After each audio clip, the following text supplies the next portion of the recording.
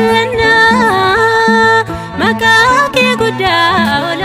qabnaa burqaa jireenyaa situ nuuf da'ee kitaabni dhugaan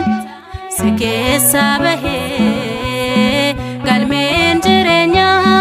si keessaa bahee Durbee Maariyaam si jaallannaa maqaa kee guddaa ol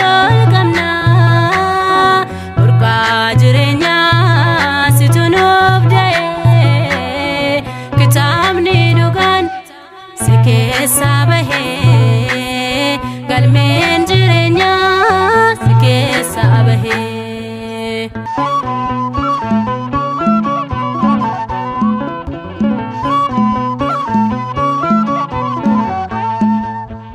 buddeena numne addunyaaf deessee rakkoo sirra ga'ee hunda dandeessee hin dubbatamu waa'een seenaa kee abidda ammattee lamaan harka keen abidda ammattee lamaan harka kee Durbee Maariyaam si jaallannaa maqaa kee guddaa ol qabnaa burqaa jireenyaa situ nuuf da'ee kitaabni dhugaan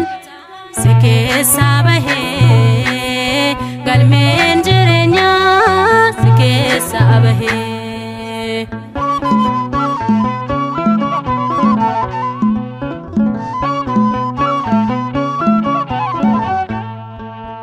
Nunte waidon kanaaf si waamnaa maqaa keetiinis dhiifama argannaa yaa Durbee Maariyaam haadha jaalalaa mi'aan maqaa kee dammarra caalaa mi'aan maqaa kee dammarra caalaa Durbee Maariyaam si jaallannaa maqaa kee guddaa ol qabnaa burqaa jireenyaa situ nuuf da'ee kitaabni dhugaan si keessaa bahee galmeen jireenyaa si keessaa bahee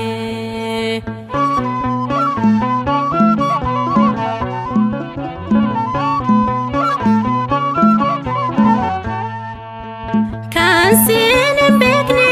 ilma kee siin beeku dhugaa ukkaamsanii sobaan dhaadatu boodaaf jiru booddee gaabbanii simni sagadu miila keet kufanii simni sagadu miila keet kufanii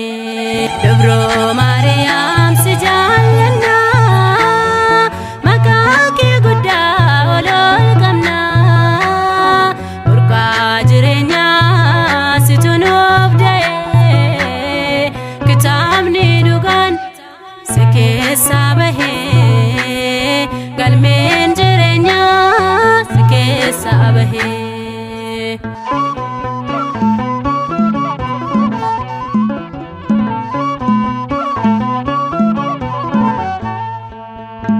ijoollonni kee hunduu si jaallannaa walaloon katabne ulfina kee himnaa mana keetti ol keenye maqaa kee faarfannaa addunyaan abaruu gochaa kee labsinaa addunyaan abaruu gochaa kee labsinaa Durbee Maariyaam si jaallannaa maqaa kee guddaa ol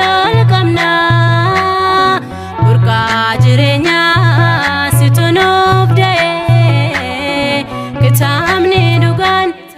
si keessaa bahee galmeen jireenyaa si keessaa bahee Durbee Maariyaam si jaallannaa maqaa kee jireenyaa situ nuuf da'ee kitaabni dhugaan si keessaa bahee galmeen jireenyaa si keessaa bahee.